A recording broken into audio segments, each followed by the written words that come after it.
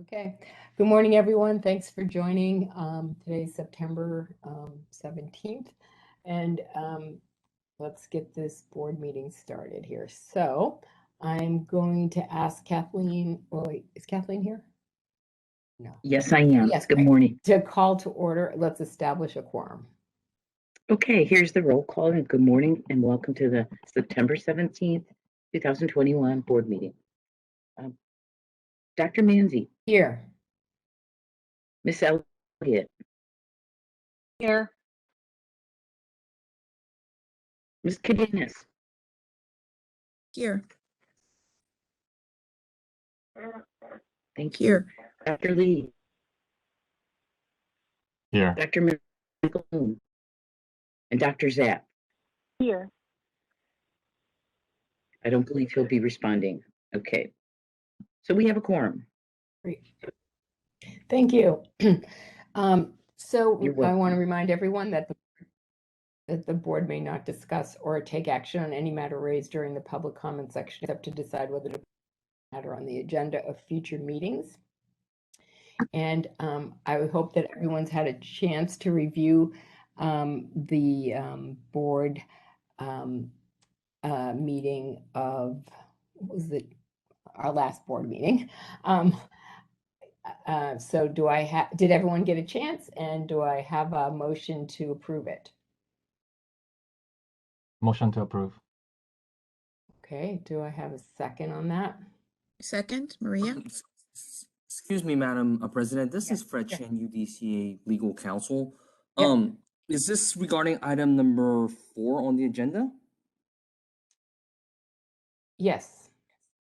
Is there public comments on item number 3? Oh, okay. Yeah, we do it now first, or I mean, you Are can there move any it. public? Okay. I mean, you can move the items around, but No, it's according to the fine. agenda, Yes, I got it. public Okay, comments thank come you. first. Sorry. All right. So, is there any public comment raised during this section? Thank you, Oh, Madam. sorry, Madam President. Oh, there you go. Public comments not on the agenda. Okay. Yes. Thank you, Madam President. So for items not on the agenda, if any member of the public wishes to make a comment, you may do so by typing comment in the field in the lower right-hand corner of your screen and submitting it to all panelists. If you do not see the Q&A section, just click on the question mark within a square at the bottom lower right of your screen. We are displaying instructions and we'll give you a moment.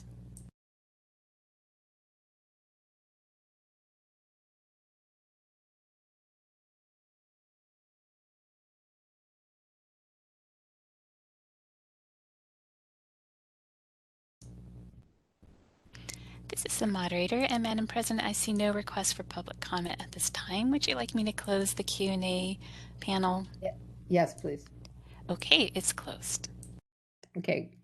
Thank you. So let's move on to item 4, which is to review and approve the board meeting of June 4th?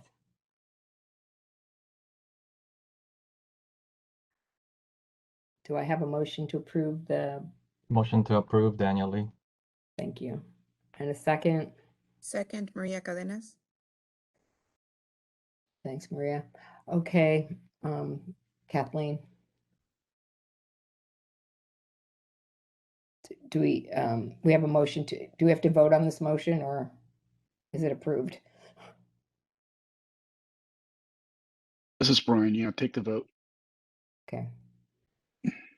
Kathleen? Sorry, Madam President, this is Fred Yes. Chanyu, DC Legal Counsel. I believe the public, there should be a public comments on this, on the motion prior to its vote. Okay. All right, thank you, Madam President. I've opened up the Q&A panel.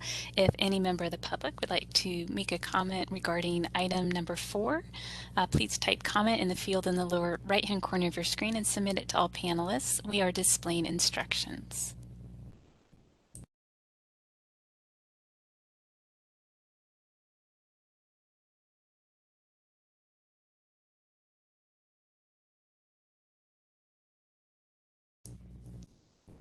All right, this is the moderator, Madam President. I see no requests for comment at this time. Shall I close the Q&A panel?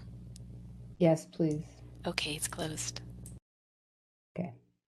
So we have a motion to approve the board meeting of June 4th, and we had a second. And Kathleen, if you want to take a roll on that, that'd be great. Okay. Dr. Manzi, Yes. Miss Elliott, Yes. Miss Cadenas, Yes. Yes. thank you. Dr. Lee, thank you. Dr. Lee Yes. and Dr. McAloon. Yes. Okay, motion passes.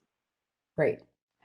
Now we're going to item 5, where we receive an update on the PMBC's budget and fund control from the DCAA's budget office.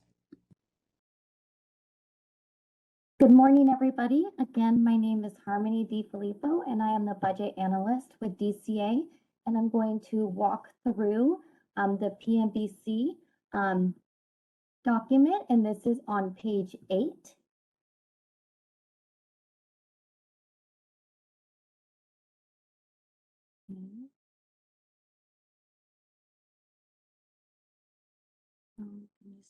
Scroll up 2 more pages, please.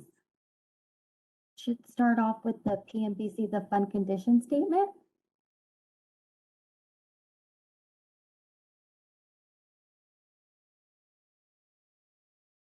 Okay, there we go. So the first page here is our fund condition statement. And you can see here it's referencing actuals for 2018-19 and 2019-20. For current year, FM13 totals, we had a beginning balance of $565,000 and no prior year adjustments at this time. The adjusted beginning balance is $565,000. And down here, you'll see total revenues about $1.2 million. Your total resources about $1.8 million. And here we have our expenditures, the 1111 expenditures, your FM13. That includes your reimbursements of about $1.2 million. Total expenditures and expenditure adjustments at $1.3 million, with a fund balance of $469,000 with about 3.3 months in reserve. And the next document is going to be the revenue projection report. And so here, this is your FM13 projections, your year to date for revenue, about $1.28 million, and the reimbursements at $73,000. And the next slide is going to be the expenditure projection report. And again, this is your FM13 projections. So for personnel services, $542,000. And down here for operating expenses and equipment, $824,000, with your overall total at about $1.3 million, with a fund balance of $147,000 at 9.72% reversion. Myself and Renee are both on the call, so please let me know if you have any questions. Otherwise, thank you very much.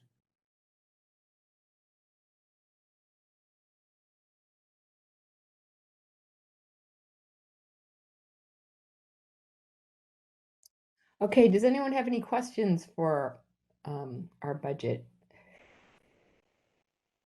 All right. Okay, so let's see. I don't know that there's any action that needs to be done on this, is there? I apologize. No, everything looks great. No actions are needed on your budget. And we don't need to vote to accept this, or? Fred, do they have to take a vote on this? This is Brian. No, because it's just an update. Okay, gotcha. Thank you. All right, well, thank you very much. And let's move on to Madam President, I Yes. think the public Public comments. Yeah. Okay. All right. Is there any public comment on our budget? Thank you, Madam President. I have opened up the Q&A, and if any member of the public would like to make a comment on this agenda item, please type comment using the field in the lower right-hand corner of the screen and submit it to all panelists. We are displaying instructions, and we'll give you a moment.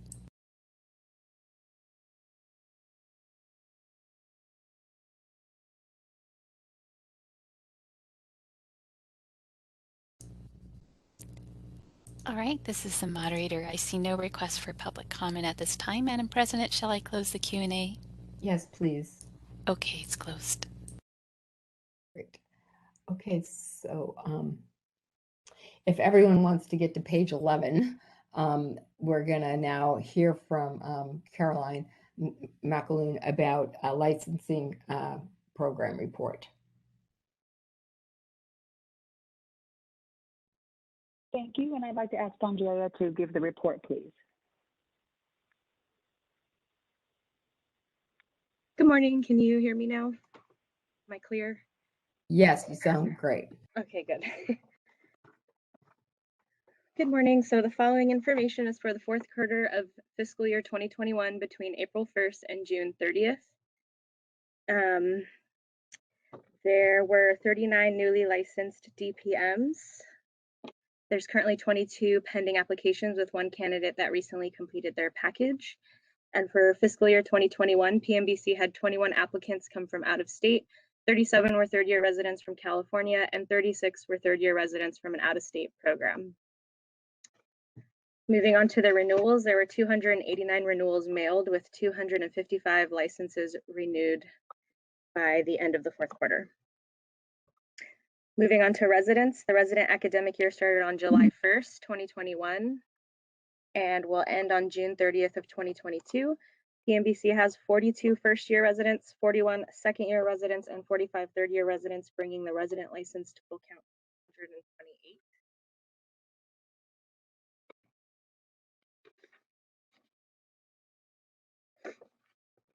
Next, we have a Part 3 examination results. The last Part 3 exam was administered on June 2nd, and there were a total of 30 candidates that requested their score be sent to California.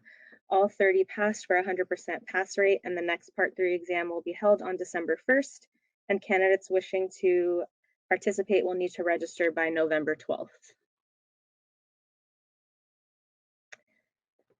Moving on, we have a Breeze update. BMO 970 was passed in May and put into production in June, which made the address of record private and is no longer displayed on the DCA search website. So DPMs who would like to use their home address can change that now and not worry about it being displayed on our website. And finally, we have the PMBC calendar. Is there any questions?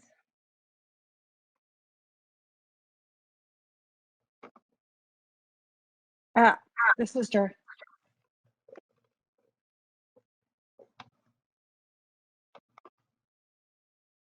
Hello? I can't hear anything. Sorry about that. I forgot to put my hand up. This is Darlene Elliott. Oh. Good afternoon, everybody, or good morning, everybody. Just a quick question. I just wanted to say, well, quick question and a comment.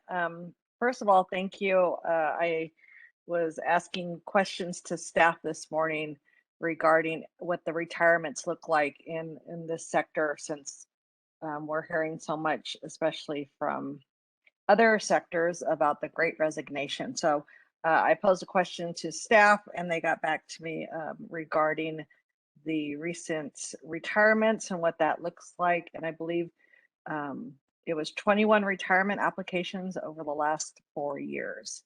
So which does not seem large at all. So again, thank you to staff. I appreciate you getting back to me in a very timely manner. No problem. And that was per year. So 21 average over the last 4 years.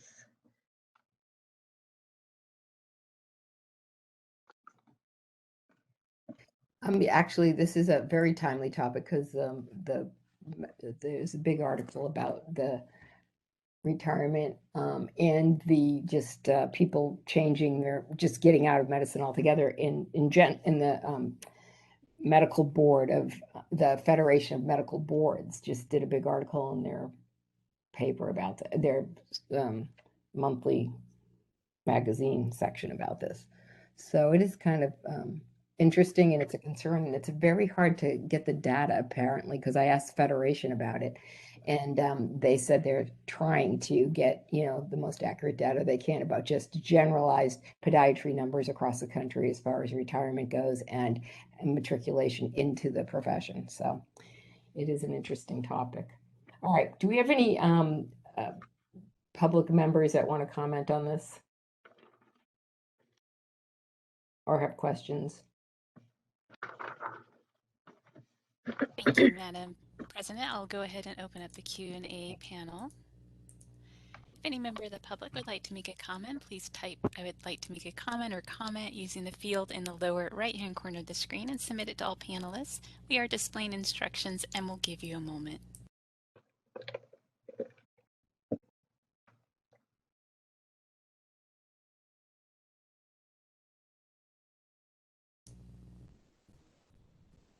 All right, this is the moderator. I see no requests at this time. Madam President, shall I close the Q&A panel? Yes, please. Okay, it's closed. All right. Okay, moving along, we're going to talk about the enforcement program update and possible action. Maria Cadenas. Thank you. Thanks. I would like to ask Bethany DeAngelis to provide the report. Good morning, everybody. First of all, I just would like to explain that I might be a little slow in giving the report this morning because I've had some personal issues. My car wouldn't work this morning and I had to, and all my materials were left in the office. So we've been scrambling to get me a copy of the report, and I'll be reading it from my personal computer here at home and just scrolling through it. It's a little more challenging not having the solid copy in front of me, but I will get started. So I'm going to start with the statistics, and the statistics cover the fourth quarter of the last fiscal year, and also, hold on just a second. Sorry, I lost my spot already. And also includes some statistics for the entire fiscal year. Starting with the complaint data. For the fourth quarter, we received 22 complaints between April 1st and June, that should say June 30th, 2021. That's a 35% decrease compared to last year. And we suspect that COVID is likely the reason for the increase in complaints overall for the past fiscal year. Moving to investigation data, we had 29 desk investigations assigned, a 15% decrease for the fourth quarter over last year. And 25 desk investigations were completed. That's a 7% decrease. And our desk investigation processing time decreased by 18% as well, with an average processing time of 49 days for our desk investigations. For investigations that progressed into the field, 2 were assigned to the field during the fourth quarter. This is a change from 6 the prior fourth quarter, and that's a 67% decrease. And 6 field investigations were completed. That's a 50% decrease over the 12 completed last year. And a total of a 23% decrease in field investigation processing time, with the average of 399 days to complete a field investigation, which is still over a year, but at least it's coming down a little. So the total of case investigation times, which includes desk and field investigations for the fourth quarter, shows completion of 159 days on average. This is just slightly above the DCA target set, so we're getting closer to that. And if you look at the case investigation aging data, we have 71% or 22 complaints closed within 90 days, 13% or 4 complaints closed between 91 days and 1 year, and 16% or 5 cases took longer than 1 year to complete for all of our investigations. Moving to disciplinary data, 5 disciplinary cases were initiated during the fourth quarter. That's a 25% increase over last year. 3 final orders went into effect compared to 1 final order of the fourth quarter of last year. We have seen some delays in our cases due to legal proceedings, COVID delays, cases being held for discussion, and this is increasing the total time on completing a disciplinary case. We issued one citation during the fourth quarter, and it took 912 days to be issued because it followed a field investigation. And our probation program saw no changes, no additions, no completions to that program.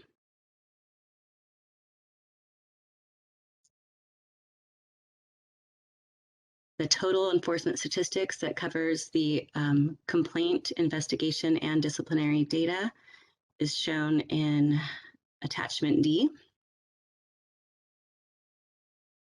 And this has the full year. So we have for the full year, complaint intake decreased by 31%, 111 total complaints for the 2021 fiscal year compared to 161 the year previously. We are well within the target set of 6 days to initiate our case intake. And investigations assigned decreased 28% from last fiscal year.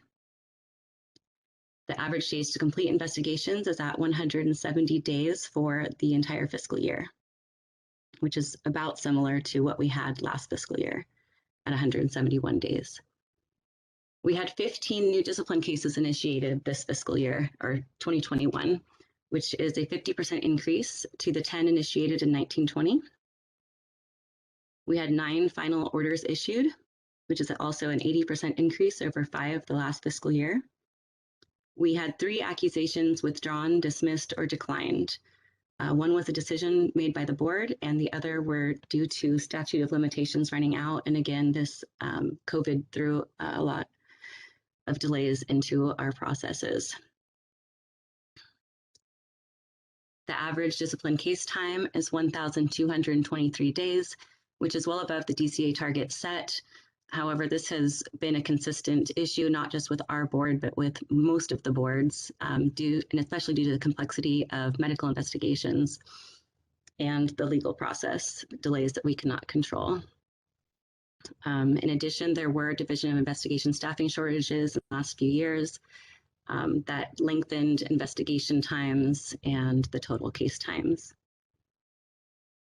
We also are seeing more individuals choosing to go to hearing and want to not accept the stipulated agreements as easily. So there's just a lot of contributions to case delays at this time.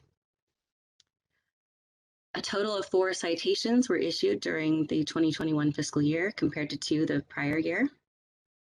There was a decision to delay administrative citations during 2020 after the pandemic, but those are now being issued and there will be no delays moving forward with issuing citations.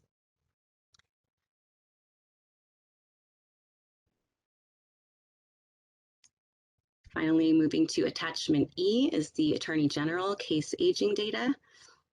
This is information received directly from the Attorney General's office, and it has information through August 3rd of 2021. We currently have over 16 active cases pending completion with the Attorney General's office. There may be some that are not showing yet due to they hadn't got it into their chart or haven't formally accepted it. I have included at the year-end report attachment F, which is the complaints received since implementation of continuing competence. So this shows the numbers of the trend of the complaints received since January 1st, 1999, when the continuing competence was initiated for the licensing pathway. And as you can see, it's gone up and down, but we've seen a sharp decline since that was initiated. And it has gone up a little bit over the years, could be due to additional patients being seen, increased population, increased access to making complaints online or getting information about submitting a complaint. But overall, we see that the trend is moving downward.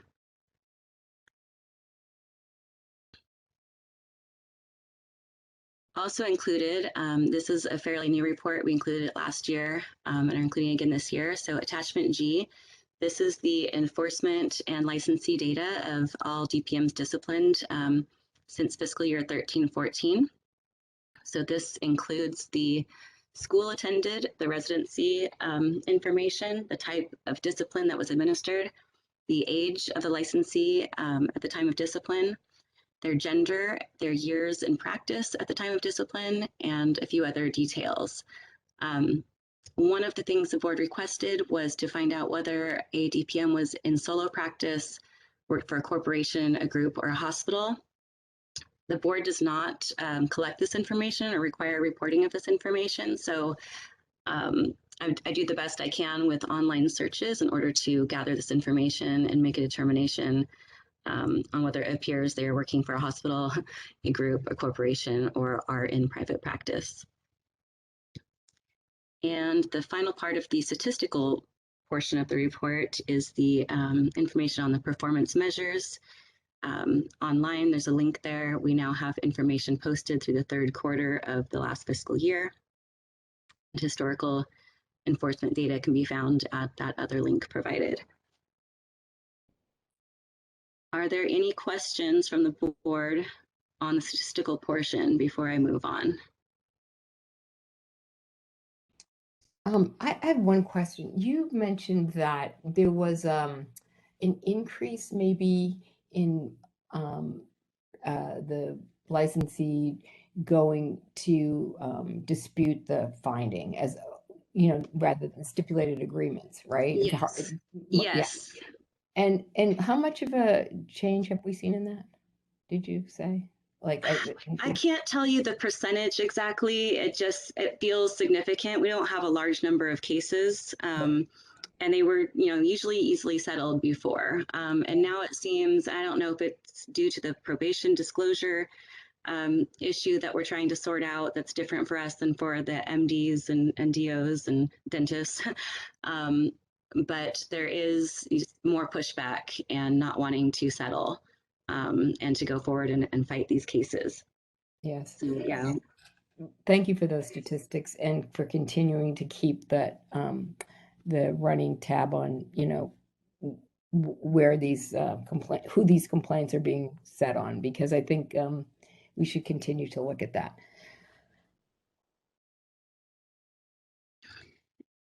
Any other questions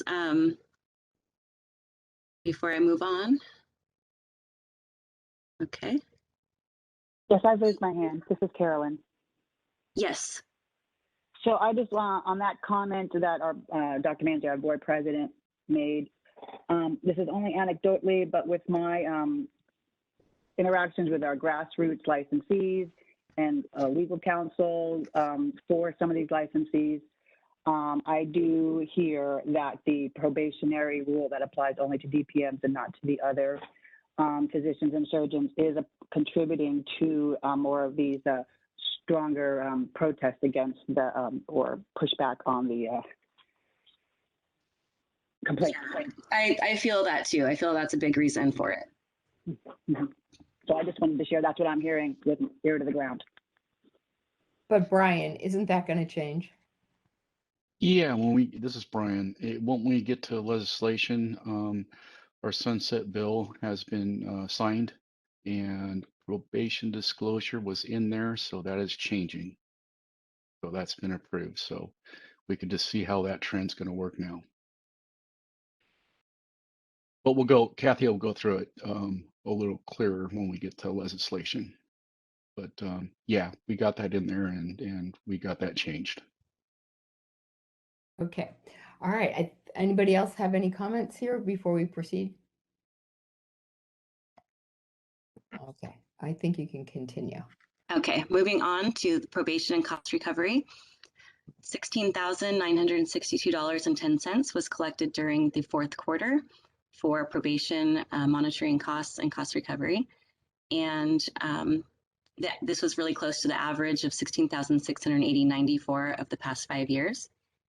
And a total of $67,421 was received during the fiscal year 2021.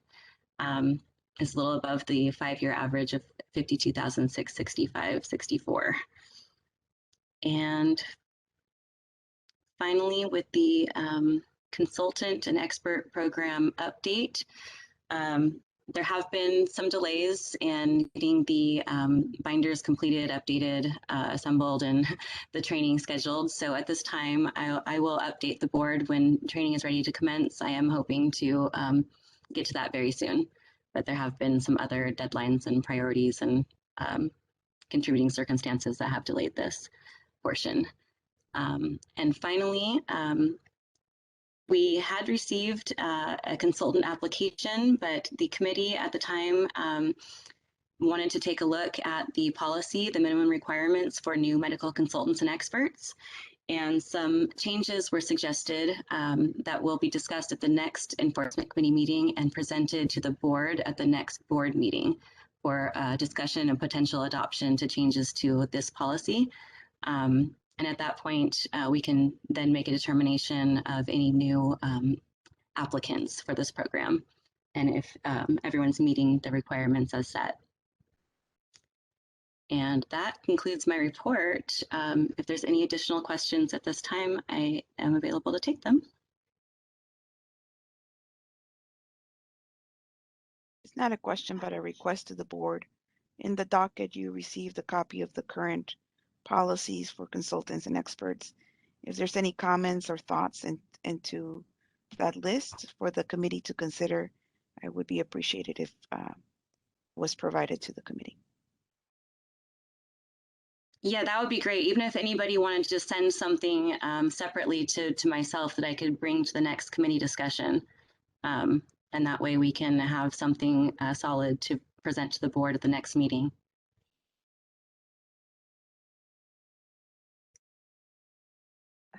Yeah, just a quick question and maybe something to look at is, again, maybe looking at what we request and what other boards similar to us request might be a way to kind of compare if we're on par.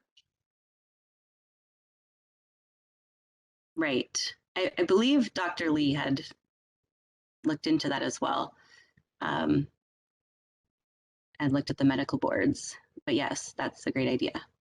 Thank you.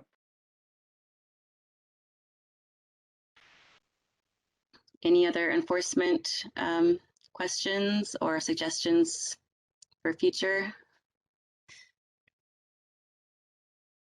discussion? If a case, if we have a client here, a podiatrist that's been investigated, who appoints the, I think I've asked you guys this before, who appoints which one of our experts reviews the case, us or the Attorney General's office?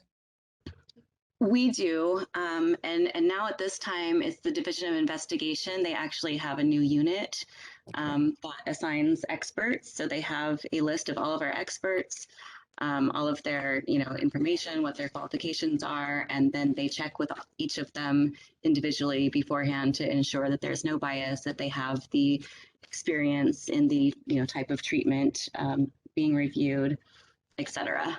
But yeah, the Attorney General's office does not choose the experts.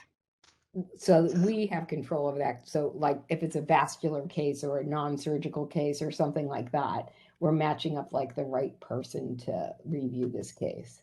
Right. I mean, that's something that the experts, we give them a synopsis of the case and say, hey, here's what the case is about. Here's the doctor, the DPM being reviewed. Do you have the ability to review this case? And do you have any conflicts with this DPM before taking this case? Yes. Okay, great. All right. Are there any more comments? If not, we're going to open it to the public for comment. Okay. All right, this is the moderator. I'm opening up the Q&A panel. And if any member of the public would like to make a comment, please type comment using the field in the lower right-hand corner of your screen and submit it to all panelists. We are displaying instructions and we'll give you a moment.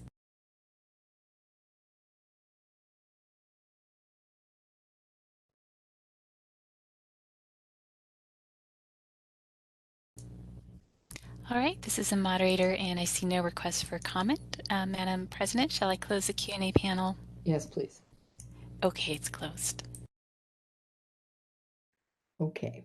Now we're going to move on to C, Legislative Regulation Program Update and Possible Action.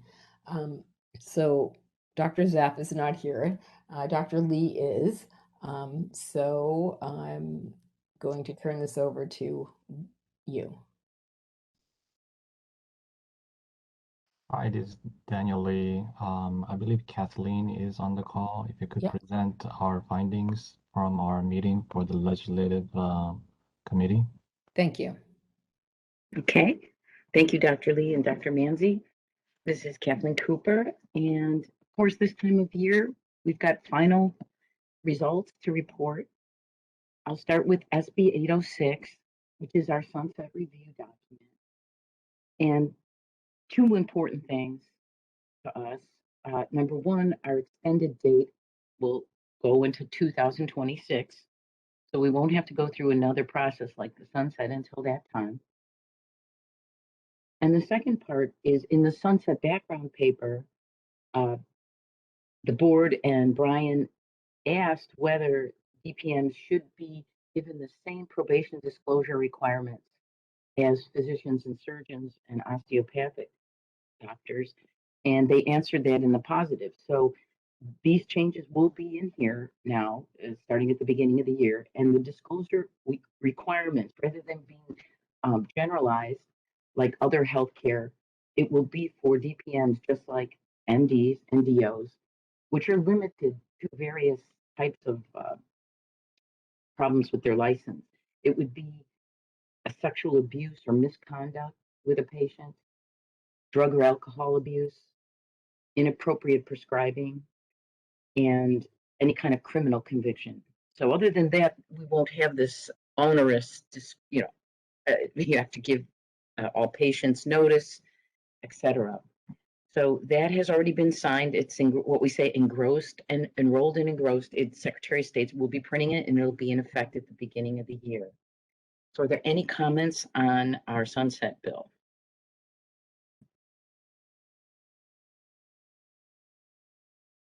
Really a great accomplishment. You decided to get us into that, and we did. So that was a great way to go about it. If no comments, I'll go on to the next bill. AB 97 is the bill that covers podiatric devices as well as insulin for people who are not able to afford it themselves. It's a 2-year bill, so it didn't go forward this year, but it isn't dead, and it will be likely addressed next year in the second year of the cycle. So that did not, it's held in submission. Are there any questions on AB 97? Healthcare coverage, insulin affordability? No. Okay. AB 107. This is the military spouses, which we have done a study. We don't expect any impact from this. We just don't have enough military spouse activity, but it is the law. So if someone does apply as a military spouse, we would expedite that application. However, all securities, as far as having everything in place, that'll still be required before a person can practice in California. But it'll just be that they don't have to wait. And as I say, our board is not expecting any change to our board because of AB 107. Please stop me if anyone has any questions. The Medi-Cal bill for podiatric services is also held under submission, but it will be revisited in 2022. Like we said many times, I think there's some federal issue that is not substantive, but more procedural, and it will be addressed, and hopefully next year they can get that through. The last two bills, one is AB 356, that's the fluoroscopy temporary permit, and it did pass. It will be a law at the beginning of the year, and this is so that individuals coming to the state can have a 6-month period while they're applying to get the permanent permit, they'll be given a temporary permit if they show that they're trained. And lastly, AB 526, which is the dentist and podiatrist clinical laboratory and vaccine bills, that also passed. And it will authorize podiatrists who go through the CDC training, et cetera, to administer COVID vaccines and other vaccines. That is immediately effective. Are there any questions on these 5 bills that have passed, or any comments on how we're going to revisit 2 of the bills next year? Okay. Lastly, in this report, we have our regulatory update, and the good news is we did pass AB 2138. Took a while, but it is passed, so now that is going to be printed and we're in compliance. We have one other disciplinary guidelines regulatory matter that we hope to complete in 2022, and that's been pending for a long time. Other than that, there's nothing more in the legislative and regulatory area to report unless anybody has any comments or updates of their own.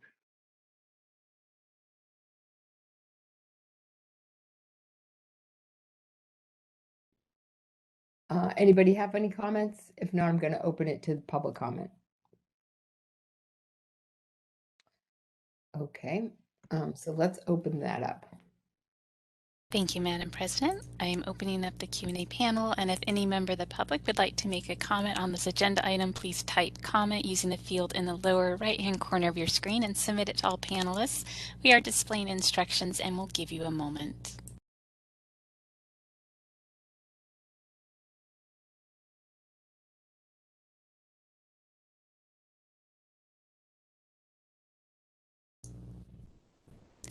All right, this is the moderator. I see no requests for public comment. Madam President, shall I close the Q&A? Yes, please. Thank you. Oh, you're welcome. Okay, next, public education update and possible action, Darlene. Good morning, Madam Chair, board members. I am going to defer to Kathleen. Steph has worked really hard on this, and I will let her take the floor. Thank you. Thank you. As most of you know, we've been trying to get our newsletter solid as far as our procedural requirements of when we will close, et cetera. I think it's pretty clear now.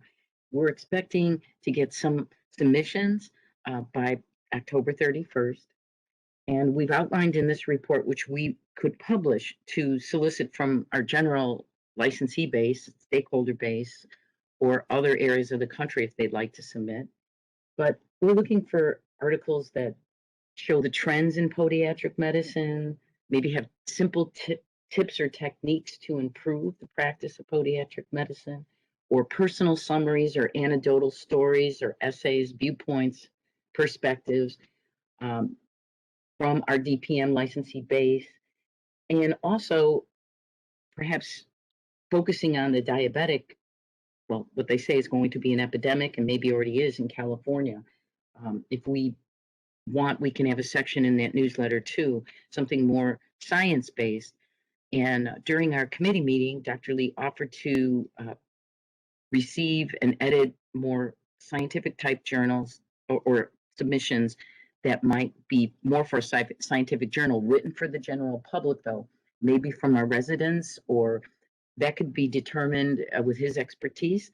But, and of course, our publication is not a science publication, it's meant for the layperson, but still we could maybe talk about some science issues and residents could submit and help them bond with our board more and participate. So articles can be any length really, but we suggested 150 to 500 words. And what we thought for our next newsletter is we would like to feature our current board members. If you see attached to this, we have some questions that Brian and I and the committee talked about and worked on. And it's an attachment to this report. And basically what we're looking at is an editable so that we can make it uniform. But if people on our board would submit their thoughts and ideas, there's 5 or 6 suggestions. And basically, we're looking for your experience on the board. What was your most monumental experience, or perhaps something you learned or felt you contributed that was worthwhile? What is your vision for our board in the future? What legislative or regulatory events most impressed you, or you had thoughts or comments on? What advice would you give to others who may want to serve on this board? And then for DPMs, once again, we could maybe talk a little bit about what you see as the diabetic problem, and for our public members, maybe something about how we can best prepare this board for the future. These are just suggestions. If somebody has something else they'd like to write about, but the way we were envisioning it is, it's kind of like on the internet. You're up there now, but that is not permanent. Once it goes into the newsletter, it will be on our website permanently. It kind of documents where we're at right now in 2021. And it would be a just short bio with your picture. And yeah, if somebody needs help to submit this, we can do it in the form of an interview with Brian and myself, or just me. We could just go with questions back and forth and then type it up. Most of you, I think, don't mind writing. So if you don't mind submitting something, that was our thought, to get this newsletter to be robust. And we're also going to solicit articles from staff, and we'll probably have 1 or 2 articles from other, I don't know yet because we haven't really put this out. But that's what we did at the committee, and maybe Dr. Lee, you have comments, or Brian, I don't know, but that's what we're hoping for, to close this on October 31st. So that's the PE report as far as the newsletter. The only other thing I'd like to mention in this report is our social media, which we also are very active with. We're using it all the time. I think most of our licensees do it through that now. Everybody is going to our website. So if anybody has any comments on our website, and you go in there and you see something that's not updated, just please send me an email. I need to know where it is, and then I will update it. But there's a lot in the deeper parts of our website right now that might seem dated, and if we're going to make updates, we need to point to exactly what you might find. So please, if you find something that's older, needs to be changed. We did have something in the law that BPM, PMBC are interchangeable.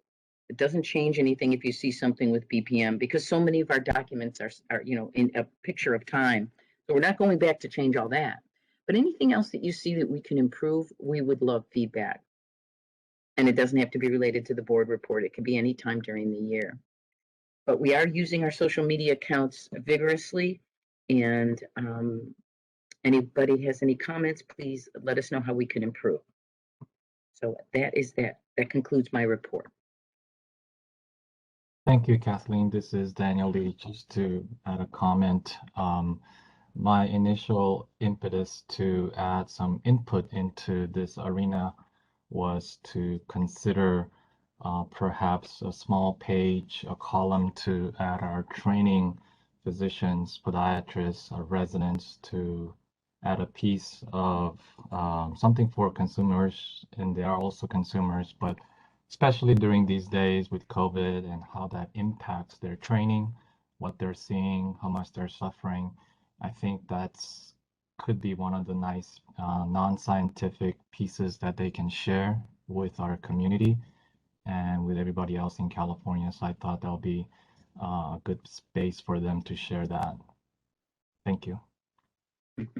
Daniel, that's a great idea. So are you suggesting that maybe we get one of our residents to write something and submit it? Yes, I think we can always review all these paper submissions, and I certainly have access to so many residents just like you do, and I think there's a small voice. There are also licensees, residents practicing in California, and I thought that with the COVID and with how much this is affecting their training and socially, scientifically, medically, surgically, they can put something in writing and share with the public, what they're going through, because otherwise the public is blind to what these new physicians are going through.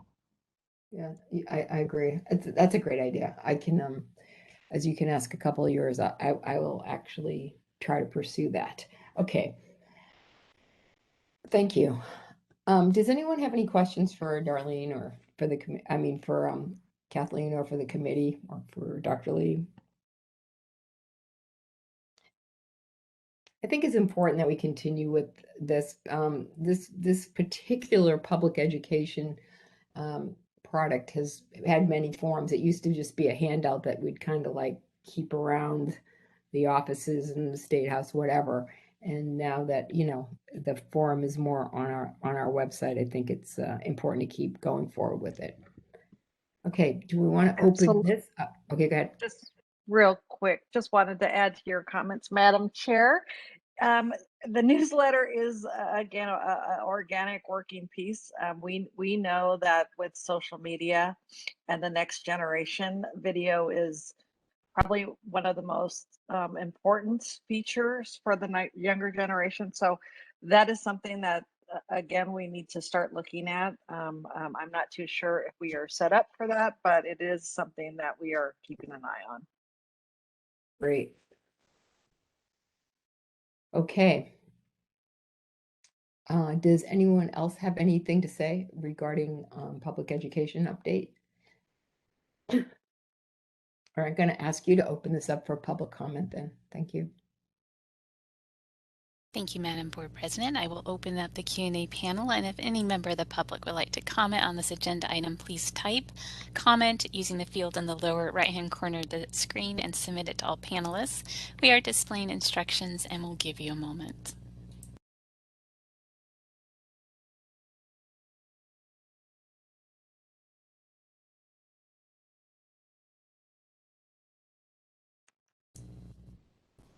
All right, this is a moderator. I see no request for public comment at this time. Madam President, shall I close the Q&A panel? Yes, please. Okay, it's closed. Okay, so now we're going to move on to discussion. Hold on. Yeah, executive report here. So, and if I can ask Trish can you put up the materials for this section? Yeah, executive management update, impossible action. All right, thank you for letting us know. And if you need us to progress the pages, please just let us know. Yeah, keep on going down to the executive report. Okay, right there is good. And then down, just one more, right there. Okay, so now it's the time of year that we decided a couple years ago that we elect new officers and new committees in September because it takes us a long time to get the correct stamps for the licensing and for just about everything else with the new president up and going by January. So if we did this in December, we would be probably not up and operating with the new president until March. So that's why we're doing this in September. So at this point, the board can have a discussion about two options. Yeah, I would say that the suggestion would be keep all the officers the way they are right now and all the committees the way they are right now because of COVID. Or if you want to start shuffling people around and make nominations for the president, nod, and vice president, and secretary. So I'll turn it over to Judy to run that. Okay. Okay, so first of all, I hope we can have an in-person meeting at some point. Probably not December, but Brian, what do you think the odds are that we're going to at least be able to do something maybe in Sacramento in the spring or Yeah, we'll just have to see what the pandemic is because I mean we're still under the pandemic and So in Sacramento, they wouldn't allow us to do this now anyways.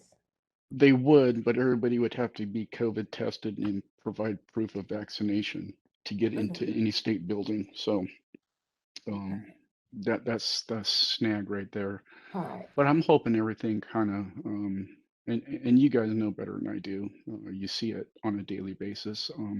I sure hope that this pandemic falls off by next year sometime, and then we can go ahead and do that. All What I right. do know is the Bagley-King Act did get signed by the governor, so we can continue with these virtual meetings at this point. Okay. All right, great. So here's the thing. We can do option 1 first. If everyone agrees on that one, then we'll go to option. If not, then we'll go to option 2. Does anyone have any discussion about what to do with committee appointments and officers that currently are in Hi, place? Madam President, this is Daniel Lee. My suggestion would be keep it the same way as it is, especially with COVID and everything else. I think everything is working well, so that would be my suggestion. Okay, thank you. And Carolyn, how about you? I am in the same mind as Dr. Lee. I think with the current climate, the way we're managing things right now, I propose that we continue with our current officers and committee assignments for the next year.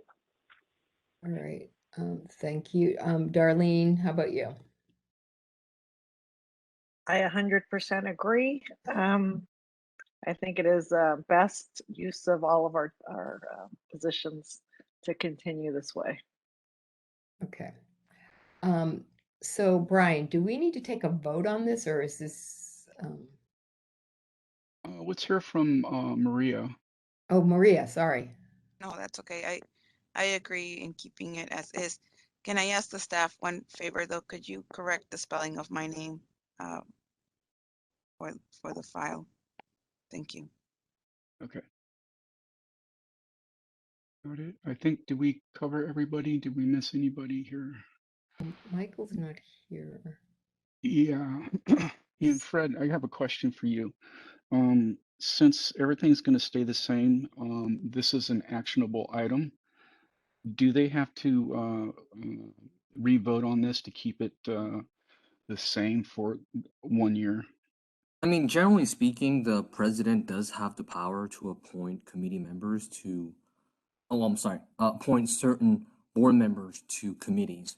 So that's within the realm of the discretion of the president. So action should not, I mean, a vote should not be necessary unless somehow in, within your board, somehow the president doesn't have that power. But generally speaking, the power should have the power to designate whoever he or she Yeah, would like to that's be. the way it's written. Yeah. Okay. Okay. So as I understand this, we can just all agree that we're just continuing like this for 1 more year. Correct. Anybody have? Madam President, just prior to this decision, just open up to public comments. That way, for the record, it shows that, hey, the public had a chance to comment before, decision is made. Got it. Okay, so can we open this up to public comment?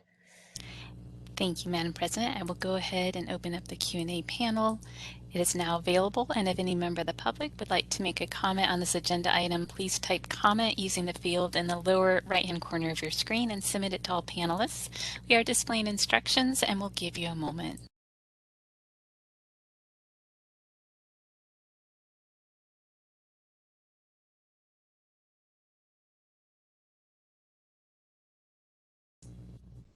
All right, this is the moderator. I see no request for comment at this time. Madam President, shall I close the Q&A panel? Yes, please. Okay, it's closed. Okay. All right. Brian, do you have anything more to say about our executive office? Yeah, there's one more item. Dr. McAloon is going to give us an update of CPMA's House of Delegates. Sorry, this is Fred Chan, UDCA Council. Yeah. Just for the record, so what is the decision of, what is your decision, Madam President, as to the committee appointments? Just to clarify on the record. Right, so it's been unanimously discussed and approved that we're going to just leave the committee appointments as well as the officer appointments as is for the next. Okay, just again, just for the record, so Madam President, your decision is to allow the committee appointments to remain the same, correct? Yes, correct. Okay, excellent. Thank you. Okay, Carolyn.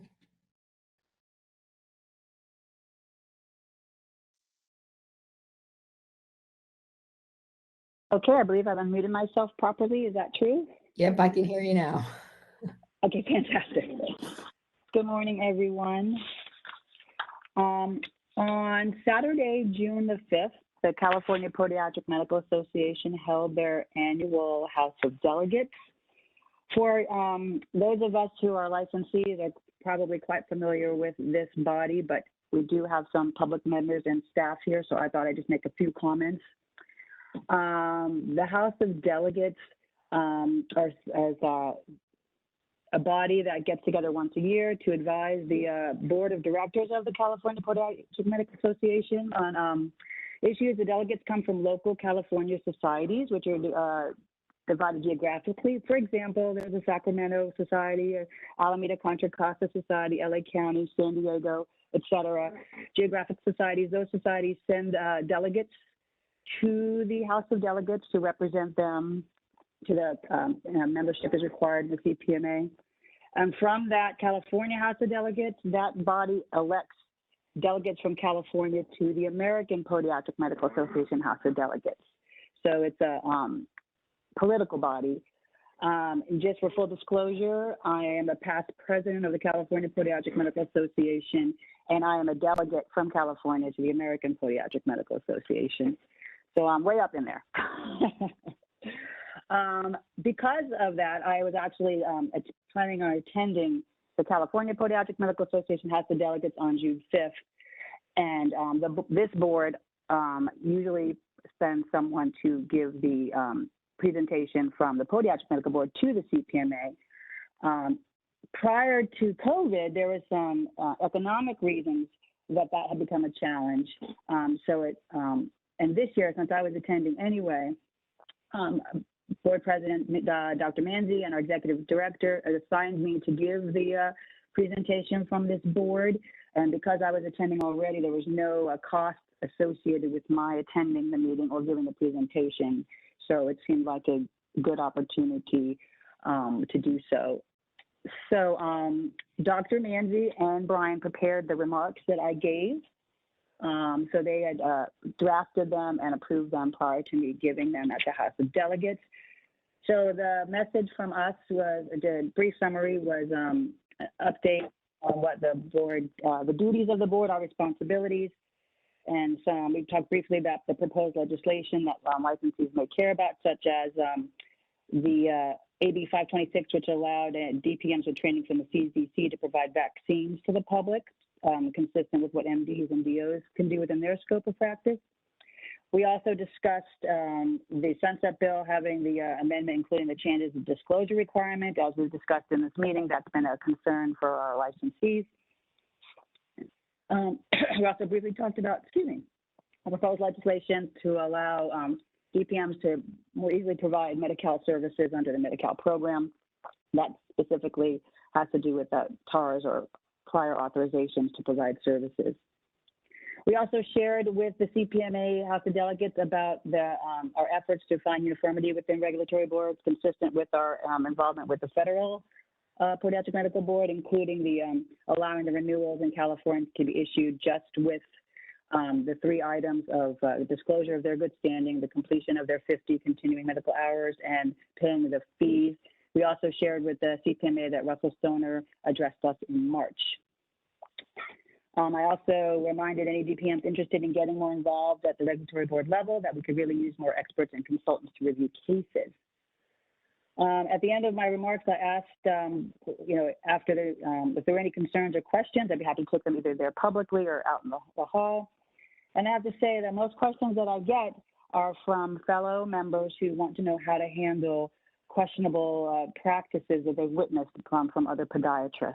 I get phone calls from time to time or at this meeting asked in person. hey, Carolyn, I have a concern about Dr. X. What do I do? I usually recommend that they submit their concerns either online or by phone. I do tell them that they can make it anonymous, but that it's very helpful. It's more helpful if they for follow-up if they are willing to say who they are.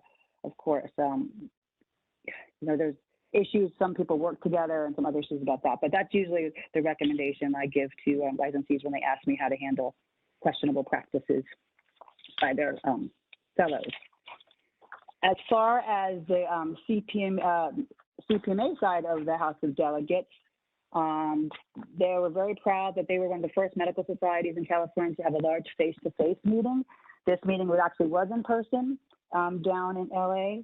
And Dr. Peter Breton, the CMA president, along with CMA executive director Dustin Corcoran and CMA lobbyist Janice Norman were all in attendance. And they were very excited to be at an in-person meeting as well. Dr. Jeff DeSantis, our APMA president, who also happens to be from California, also addressed the group. And you might recall from our last meeting that Drs. Rubel and Ball gave a presentation about X-ray assistants, podiatric X-ray assistants not being able to get certification. At the CPMA House of Delegates, the Los Angeles Podiatric Medical Association introduced a resolution that was unanimously passed by the House of Delegates to investigate avenues by which medical assistants may be able to one day take X-rays in a private practice office. As you may recall from our minutes, we also voted to support that process as well.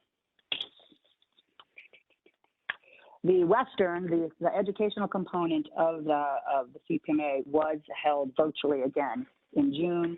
Just like everyone else, they're hoping that next year that they will be able to be in person. That is the House of Delegates report notes that I have to share with you today. I wanted to, if it's all right, just mention one other meeting that I've attended last month in August, the APMA State Advocacy meeting. So I am been appointed to this national committee. CPA stands for Center for Professional Advocacy, and I'm on the advisory board for this group. So the State Advocacy Forum is a biennial conference that provides an opportunity for state association leaders and representatives to discuss ongoing state legislative issues. For example, usually the society president, the state president and the executive director are usually the two people from the state who attend this meeting. It was held this year in Georgia to recognize their exceptional accomplishments in state advocacy. And the forum's theme was Partners in Progress. Georgia had been able to update its amputation laws, as well as pass a corporate practice of medicine law that permitted DPMs and MDs to jointly own a professional corporation. There are states where MDs and DPMs cannot co-own a professional organization, and so Georgia was able to update its law. The meeting was headlined by the former Georgia Speaker of the House, Terry Coleman, who shared his insights on identifying partners in the legislative process and how to build relationships with legislators, how to give effective legislative testimony. Those were the instructional portions of the meeting. And also the meeting was addressed by the CEO and Executive Director of APMA, Dr. Jim Christina, who was talking about APMA's efforts to define podiatrists as physicians. He provided an overview of the joint task force of the orthopedic and podiatric surgeons as a pathway to gain physician recognition, as well as intersection of accessing USMLE and efforts here in California for DPMs to obtain a plenary license on par with MDs and DOs. APMA President Jeffrey DeSantis also spoke, as well as CPMA Executive Director John Holtman, because California is a leader in both of these processes, the USMLE and the plenary license. So the CPA, this group gives states innovation grants that provides up to 10 states $1,000 a year to modernize their state scope of practice laws and advance physician definition and build relationships. So that's another benefit of that. It's also an opportunity for states to hear from each other what their issues are. Scope modernization and supervision of physician extenders is a common concern among the other states as it is here in California. That is my report, and I'm happy to take any questions. Carolyn, is this state advocacy board only podiatry? Correct. This is an APMA committee, a group. It's an APMA group. Okay. It's an APMA group. Yes, so it's only podiatrists. Correct. I'm just curious, like, do they ever discuss, like, among the board, I guess, are all the states represented at this meeting? So my answer, they're all welcome to be represented. Yeah. Initially, we were scheduled to have a better turnout in August because back in May, you know, everyone's excited that the pandemic was getting better before the Delta. We were scheduled to have 70 attendees from, if I remember correctly, I'm going to say ballpark 30 states, plus Puerto Rico was there as well. Yeah. However, as it got closer to August, we had some states reluctant to travel and lost a few states. A few states came online Zoom-wise, but it was still a very good, still was a good turnout. Yeah, I mean, I think it's really interesting because it kind of mirrors what happens with Federation, like depending on It really does. That's why I thought it was relevant to share with you guys. Right. I mean, because depending on how many podiatrists are actually licensed in the state, that's anything that's under, I don't know, maybe 60, because there are quite a few states that don't have a lot of podiatrists in them. You just don't hear from them because their boards are just not robust enough. And I think that no, it's interesting. LA County, we have over 300 members, CPNA members in LA County, and we have states that don't even have 300 members. Exactly. I mean, so my thing with next time you're with this group, the APMA group, is I'm wondering if there should be some sort of like allocation of resource to really small group states just to get that, even if we, to get them, I guess, on par with what's going on with the rest of the country, because it's like you just don't hear from them. It's really exactly. And so, and certainly smaller states actually have more need for APMA in some ways than the bigger states, right? Exactly. California, Texas, Illinois, New York. We have the resources to do our own stuff. We have our own lobbyists. I was shocked actually at this meeting to learn that some state associations don't have a lobbyist. Yeah. Some of them don't have functioning boards, if you want the truth. Right. Pretty crazy. So I was really surprised to learn that because, I'm in my bubble, right? So and I'm like, wait a minute, how can you not have a lobbyist? How do you interact with your legislators, Yeah. But there are certain states that right now we're helping. There's a few states left, Mississippi, Alabama, Massachusetts, that do not yet have the ankle license. So that's one of the primary focuses of this group is to get the last few states over the hump that need help with their ankle privileges. And so that's one of the priorities of this group is to get those last few states over the hump. So we provide money. People will fly down. Dr. DeSantis went down to Mississippi, met with their podiatrists, went to their legislature. So APMA does provide resources to smaller states that the bigger states don't need. Yeah, that's pretty interesting. Okay. Well, thank you, by the way, for doing that meeting, because that was the last thing I wanted to do. Yes, no problem. It all worked out. I was there anyway. My pleasure. Appreciate it. Okay. Does anyone have any comments or questions for Carolyn? All right. If not, then I'm going to ask that we open this up for public comment. Thank you, Madam President. I will open up the Q&A panel. If any member of the public would like to comment on this agenda item, please type comment using the field in the lower right-hand corner of your screen and submit it to all panelists. We are displaying instructions and we'll give you a moment.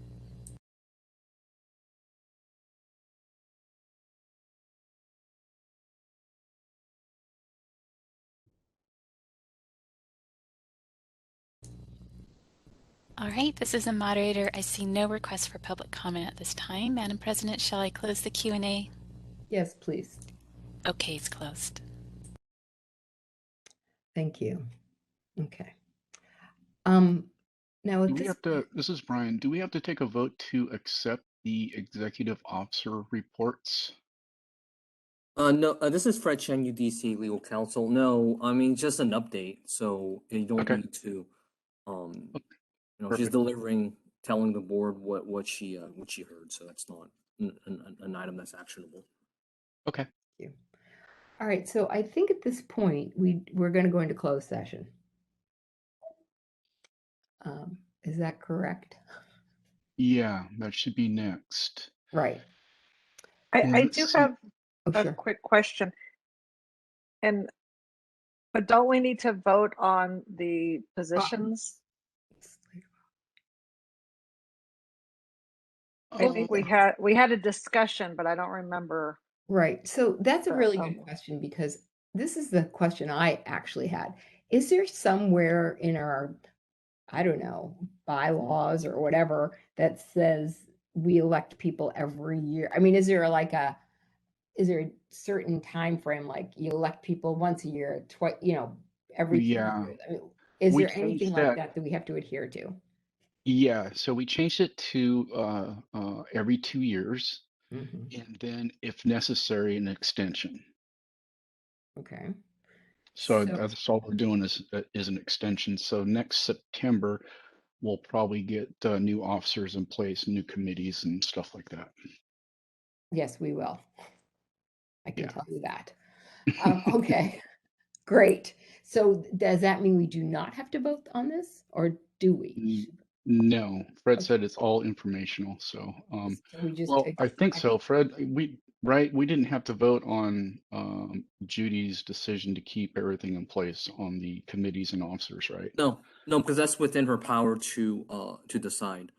Okay. As to the report, I mean, unless the board wants to take some sort of position, but even then, I would recommend that if the board were to consider doing something like that, to put it on the agenda for next time, so you guys can have like a more fuller discussion on any type of change of position in terms of the Podiatric Medical Association meeting issues.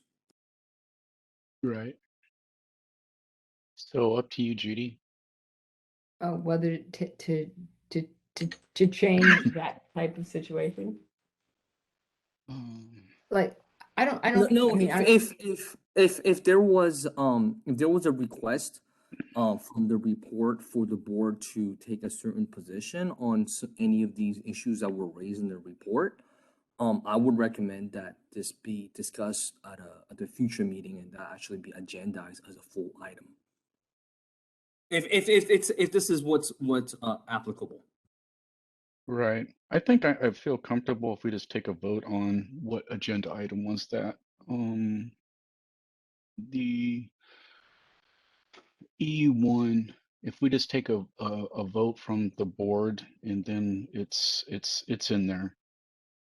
I mean, for future agenda items, I mean, I think for the item on the agenda item, future agenda items, I think you guys can just make a request for that. I don't necessarily think you need a vote for that to be included in the agenda. Again, that's really within the purview of the president to include that in the agenda item. But you guys can take a vote if you want to. Either way. Okay.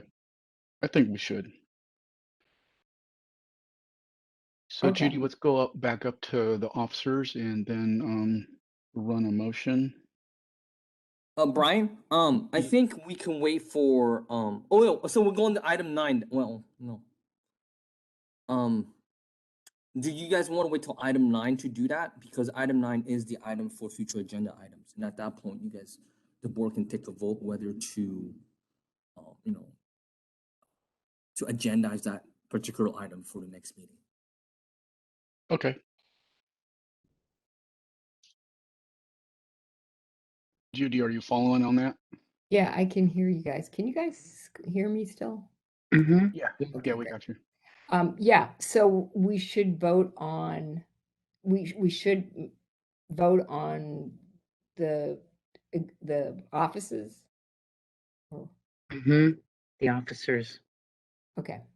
All right. So someone make a motion, right? We have Carolyn and Darlene's hand. Okay. Oh, I can't find it. I will Okay, make a mo- Carolyn, I- what do you got? I'm here. What? Your hand's up. And Darlene's hands up. Oh, I apologize. Oh, okay. I didn't know that. Okay. Is it off now? Yes, off now. How about you, Darlene? Okay, You now have I got. something you want to say? I will go ahead and make that motion. Thank you. Okay. So you make a motion to leave the executive officers and the committees in place for the As next, is for the next year. for the next year. Do I have a second? Daniel Lee, second. Thank you. Okay, Kathleen, do you want to take a vote on this? We should have public comments, Madam President. Right. Public comments. All right, thank you, Madam President. I will go ahead and open up the Q&A panel. And if any member of the public would like to make a comment, please type comment in the field in the lower right-hand corner of your screen and submit it to all panelists. We are displaying instructions, and we'll give you a moment.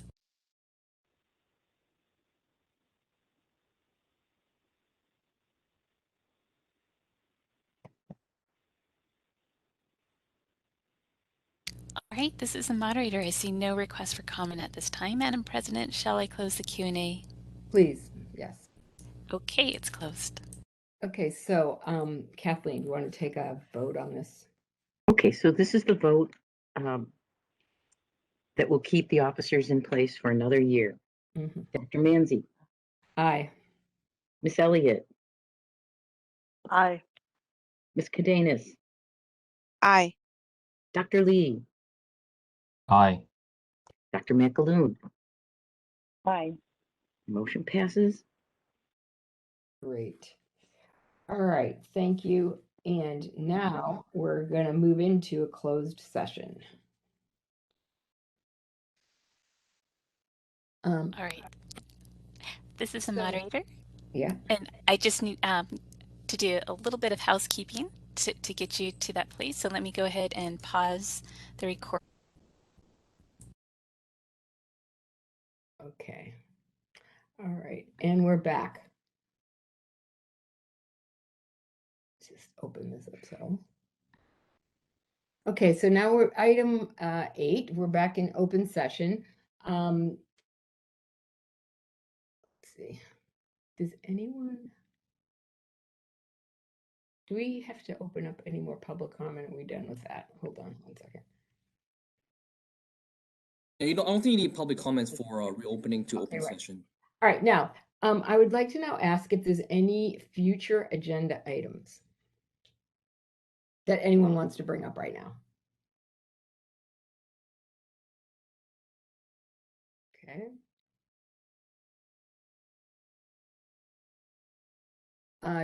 Do we ask the members of the public if they have future agenda items, or is this just for us? Yeah, you have to ask, open up to the public so that they have a chance to suggest to the board any items they'd like to have in the future. All right, so would you please open that up to the public? Thank you, Madam President. I will open up the Q&A panel. And if any member of the public would like to make a comment, please type "I would like to make a comment" using the field in the lower right-hand corner of your screen and submit it to all panelists. We are displaying instructions for your reference, and we'll give you a moment.